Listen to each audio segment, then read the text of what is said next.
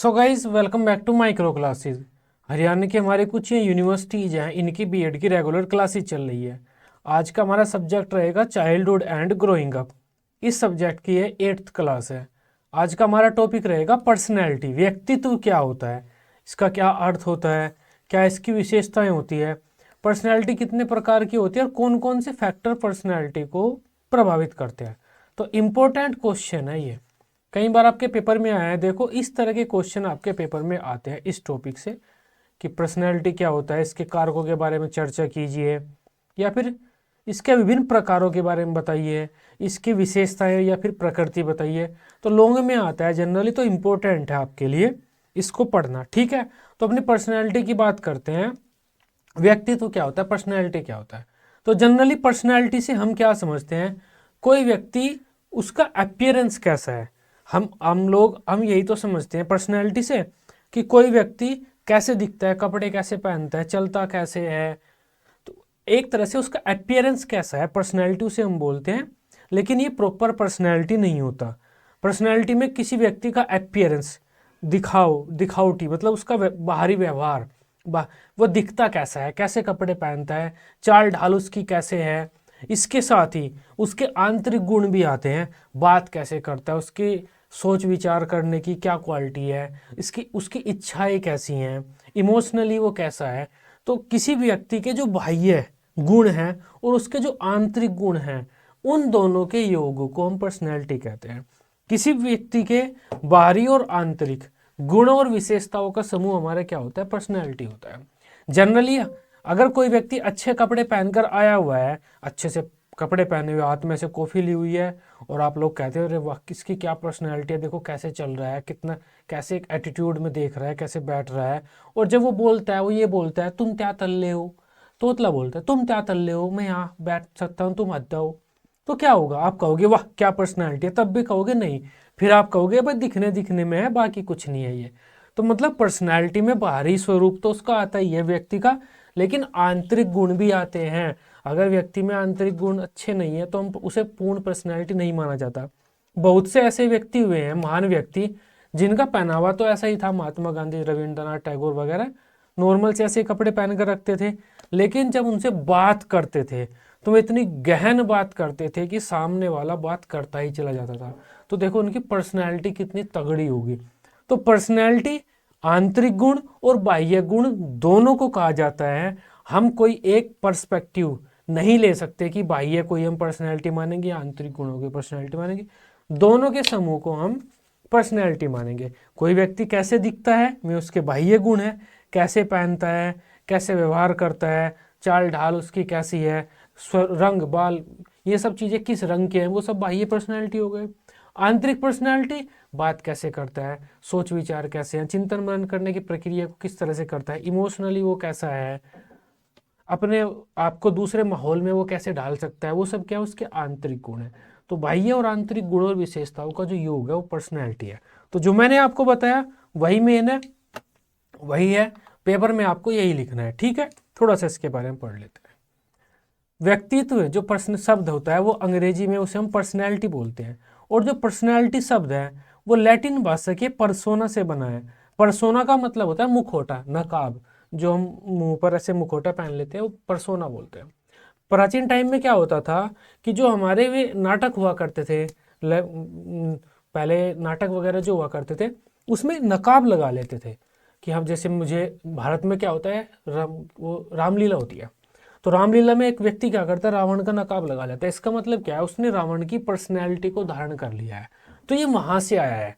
मतलब पर्सनैलिटी का जनरली हम जो अर्थ लेते हैं बाह्य स्वरूप से लेते हैं। अगर मैंने रावण का नकाब लगाया मतलब रावण का बाह्य स्वरूप ग्रहण कर लिया, तो मैंने रावण की पर्सनैलिटी को ग्रहण कर लिया।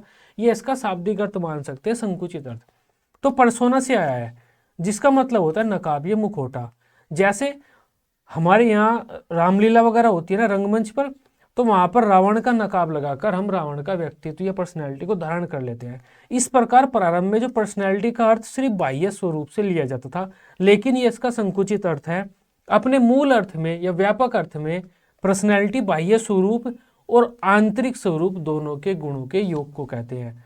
आंतरिक और बाह्य विशेषताओं के गुणों के योग को कहते हैं। देखो ठीक है, प्रत्येक व्यक्ति के कुछ बाह्य गुण होते हैं, जैसे रंग, रूप, पहनावा, रहन सहन, उसका कैसा है, उसके बैठने का स्टाइल, तरीका वगैरह आदि।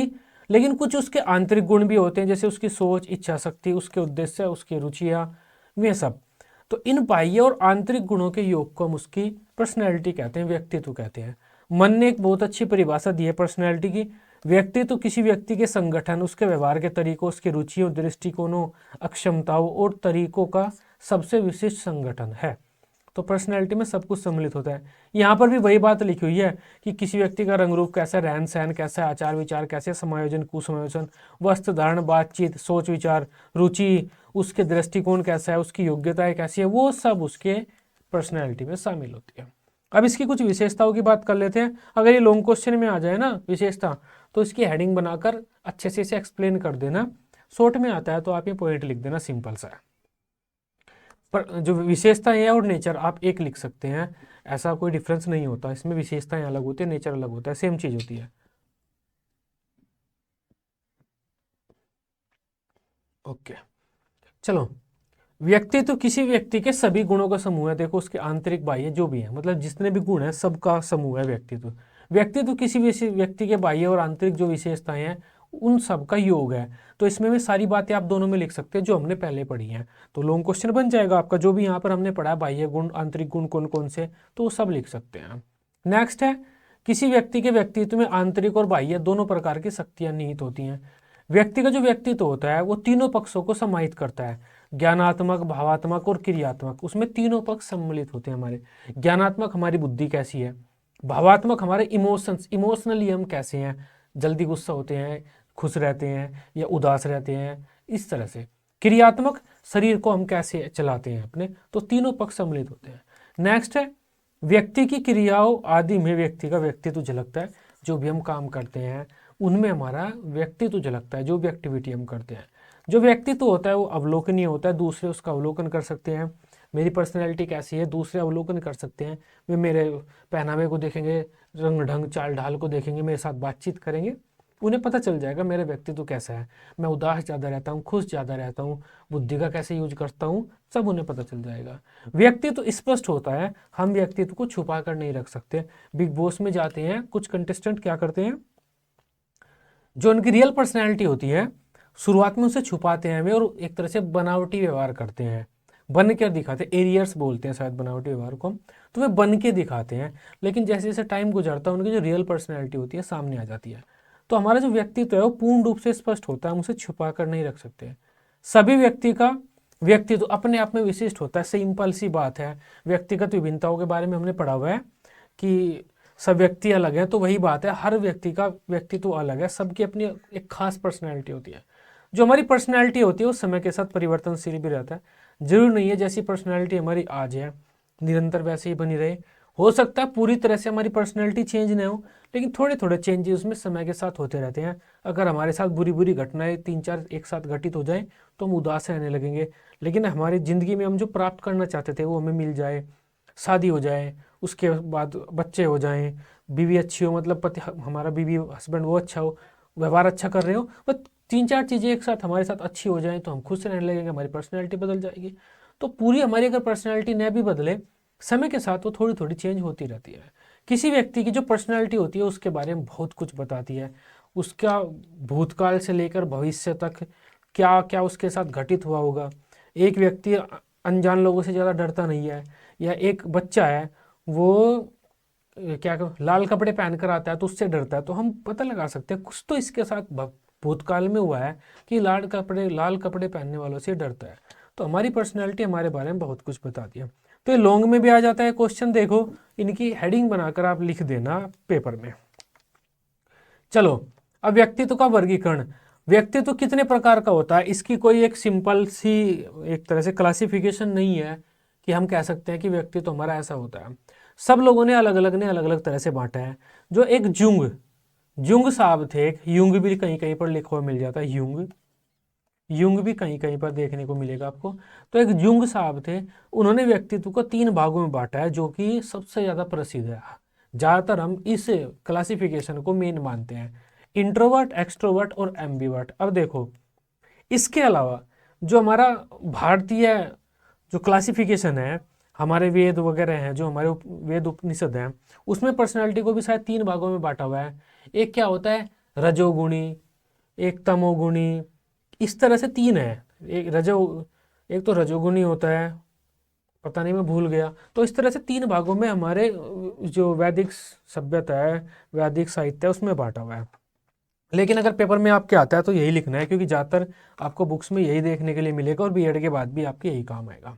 अंतर्मुखी, बहिर्मुखी और उभयमुखी, 3 प्रकार का व्यक्तित्व होता है, 3 प्रकार की पर्सनैलिटी होता है। अंतर्मुखी व्यक्तित्व क्या होता है, इंट्रोवर्ट पर्सनैलिटी। इंट्रोवर्ट पर्सनैलिटी क्या होता है, ये वाले। अगर कोई व्यक्ति इंट्रोवर्ट पर्सनैलिटी वाला होता है तो वो दूसरों से ज़्यादा बातचीत नहीं करता है, बाहर समाज में ज़्यादा घुलता मिलता नहीं है, वो अपने आप में अकेला रहता है। उसे अपनी जो ऊर्जा है वो केंद्रित करने की एक आदत होती है। अपनी ऊर्जा का यूज वो खुद के साथ करता है, नई चीज़ों को सीखने के लिए। जैसे बुक पढ़ेगा, वो अकेला गेम खेलेगा, तो ज़्यादा वो व्यवहारिक नहीं होता, सामाजिक ज़्यादा नहीं होता, इंट्रोवर्ट। कुछ बच्चे जो इंट्रोवर्ट होते हैं वो ज़्यादा बातचीत नहीं करते, शर्माते हैं। अगर उनके घर में मेहमान आ जाता है उनके सामने जाने से भी शर्माते हैं, रूम में छिप जाते हैं। लेकिन उन्हें बुक पढ़ना पसंद है, अकेले में अपने साथ टाइम बिताना पसंद है। ऐसे लोग क्रिएटिव होते हैं, समस्या समाधान, जो प्रॉब्लम सॉल्विंग स्किल होती है उनकी काफ़ी अच्छी होती है, चिंतन मनन करते हैं ये। और ये समाज का एक तरह से जो समाज में परिवर्तन आता है बड़ा बड़ा, वो इन्हीं के द्वारा आता है। वैज्ञानिक होते हैं ये, साइंटिस्ट वगैरह, दार्शनिक होते हैं, बड़े बड़े लेखक होते हैं, मतलब ये अच्छे होते हैं। ऐसा नहीं है कि जो इंट्रोवर्ट है वो बेकार है। हम ये कह सकते हैं कि आधार होते हैं ये हमारे जीवन का, इंट्रोवर्ट।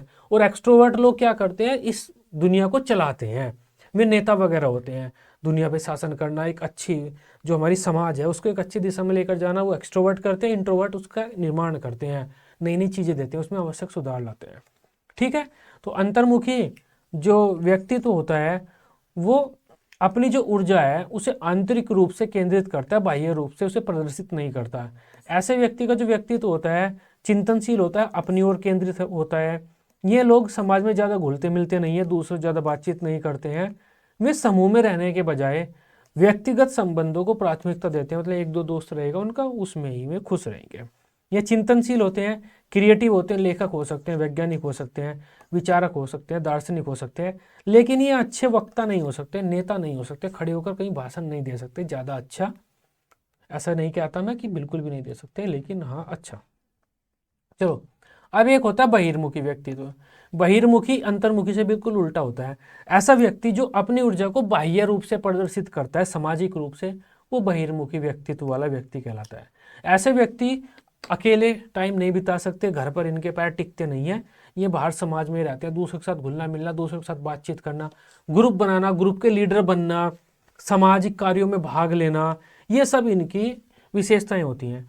ये लोग समूह में रहना पसंद करते हैं, इनका समाजीकरण अच्छा होता है, समाज में घुलते मिलते हैं। ये लोग धारा प्रवाह बोलते हैं, लेक्चर वगैरह, भाषण वगैरह अच्छा देते हैं, और दूसरों के साथ घुलना मिलना, सबके साथ मिलजुल कर रहना ये ज़्यादा पसंद करते हैं।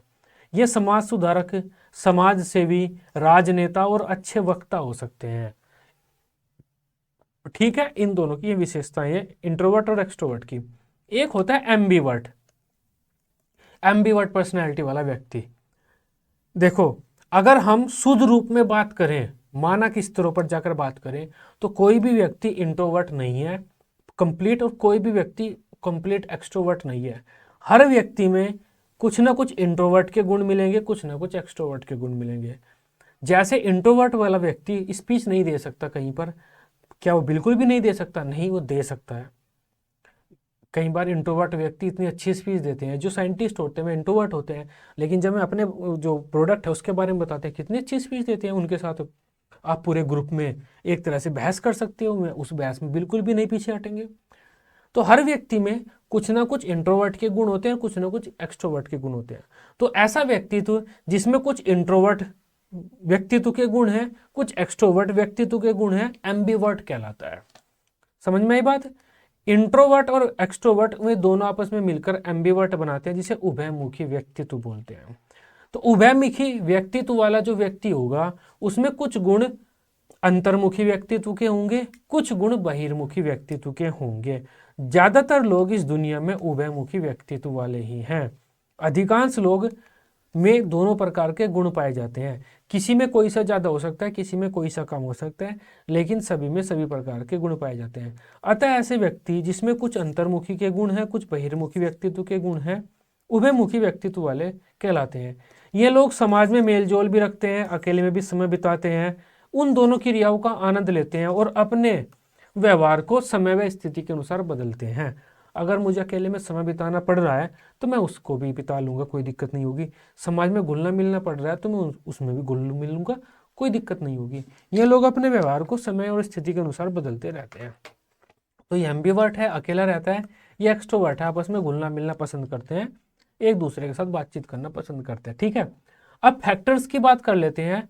पर्सनैलिटी को कौन कौन से कारक प्रभावित करते हैं, ये भी आपके पेपर में आता है कि फैक्टर्स अफेक्टिंग पर्सनैलिटी, लॉन्ग में आता है, ध्यान रखना, लॉन्ग क्वेश्चन में आता है। तो पर्सनैलिटी को ये कुछ फैक्टर हैं जो प्रभावित करते हैं। डेवलपमेंट में हमने ये पढ़े थे कि जो बच्चों का विकास होता है, इंडिविजुअल डिफरेंस, डेवलपमेंट में ही हमने पढ़े थे बच्चों का विकास होता है तो उसे कौन कौन से कारक प्रभावित करते हैं। इंडिविजुअल डिफरेंसेस को ये प्रभावित करते हैं, लर्निंग को हमारे ये फैक्टर्स प्रभावित करते हैं, पर्सनैलिटी को हमारे ये फैक्टर्स प्रभावित करते हैं। यही है सारे, यही है, हल्का फुल्का एक दो ऊपर नीचे है लेकिन मेन यही है। चलो सबसे पहले हमारा वंशानुक्रम। वंशानुक्रम है हेरिडिटी। जो गुण हमें अपने माता पिता से मिले हैं वे हमारी पर्सनैलिटी को निर्धारित करते हैं। जैसे हमारे माता पिता वैसे ही हम भी होते हैं। तो माता पिता से जो गुण हमें प्राप्त हुए हैं उन गुणों के आधार पर हमारी पर्सनैलिटी निर्धारित होती है। मतलब क्या हुआ, जो हमारा वंशानुक्रम है वो हमारी पर्सनैलिटी को प्रभावित करता है। हमारे जैसे माता पिता या हमारे जैसे पूर्वज होते हैं उसी प्रकृति की हमारी भी पर्सनैलिटी होती है। नेक्स्ट है पर्यावरण। पर्सनैलिटी, जो हमारी पर्सनैलिटी पर वंशानुक्रम के बाद जो चीज़ सबसे ज़्यादा अपना इफेक्ट डालती है वो पर्यावरण है। पर्यावरण में हमारा माहौल, परिवार कैसा है, समाज कैसा है, पारिवारिक माहौल, सामाजिक माहौल, राजनीतिक माहौल, धार्मिक माहौल, सांस्कृतिक माहौल, पर्यावरणीय, हमारा जो भूगोल कैसा है, पहाड़ों में रहते हैं हम या समुद्री इलाके में रहते हैं या रेगिस्तानी इलाके में रहते हैं, कहाँ पर रहते हैं, उस सब का भी हमारी पर्सनैलिटी पर प्रभाव पड़ता है।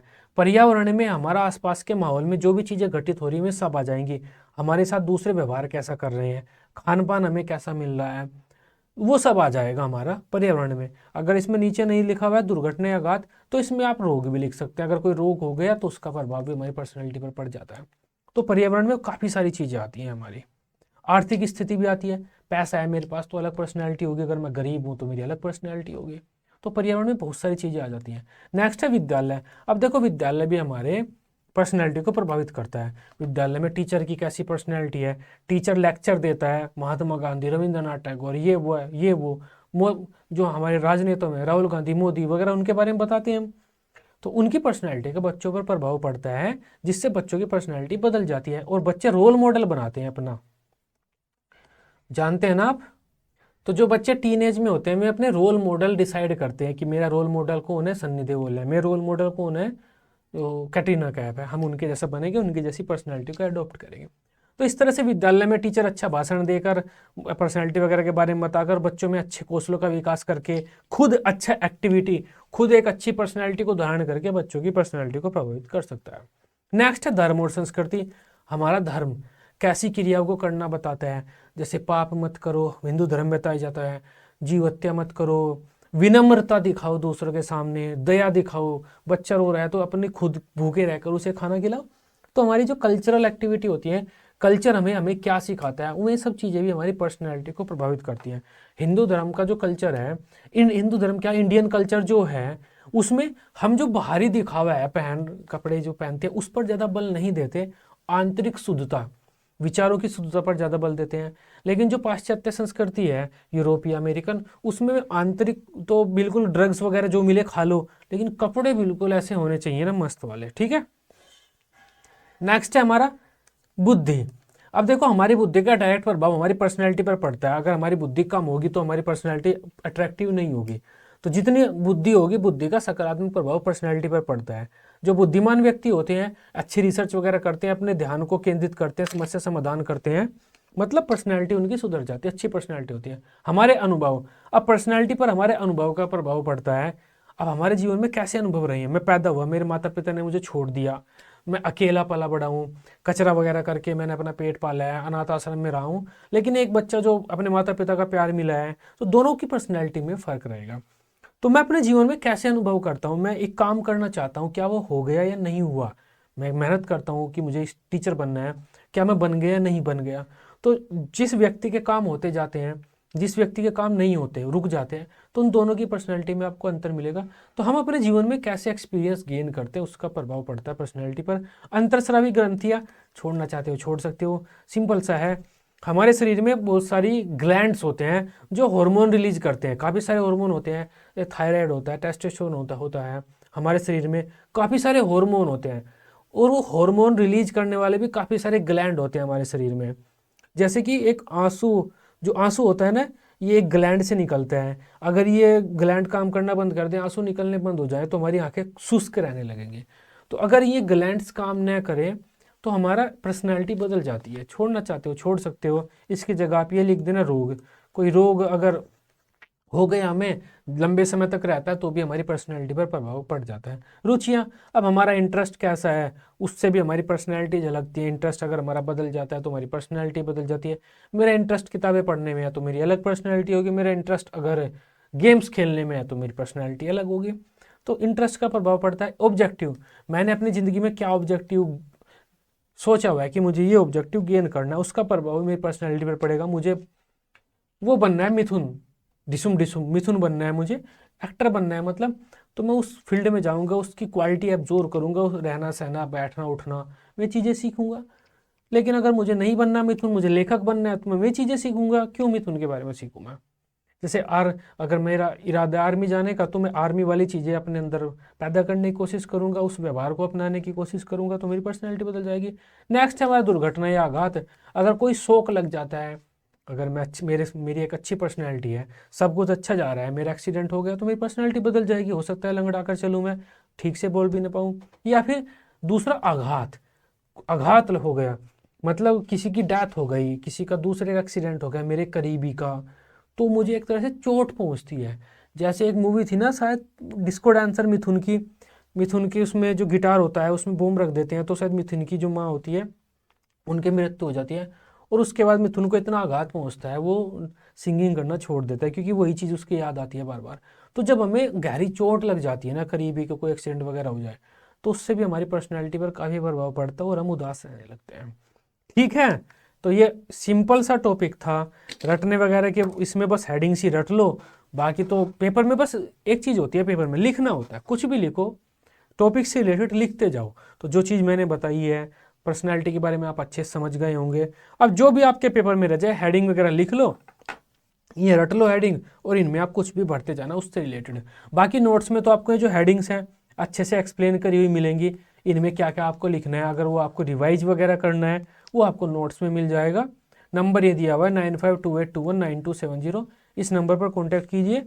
जो भी आपकी यूनिवर्सिटी रहती है, क्लासेस तो कॉमन चल रही हैं हर यूनिवर्सिटी की, तो जो आपकी यूनिवर्सिटी रहती है उस यूनिवर्सिटी के अकॉर्डिंग आपको नोट्स प्रोवाइड करा दिए जाएंगे, उसमें आपको अच्छे से एक एक लाइन एक्सप्लेन की हुई मिलेगी। ठीक है, तो ये आज की हमारी क्लास थी। आई होप इस क्लास को आप बेहतर तरीके से समझ पाए होंगे। वीडियो अच्छी लगी हो, आप इसे अपने दोस्तों के साथ ग्रुप्स वगैरह में, जो कॉलेज के ग्रुप्स होते हैं उनमें शेयर कर सकते हैं। बीएड की इसी तरह से सभी सब्जेक्ट की डेली रेगुलर क्लासेज लेने के लिए आप इस चैनल को सब्सक्राइब कर सकते हैं। Till then, bye bye, take care.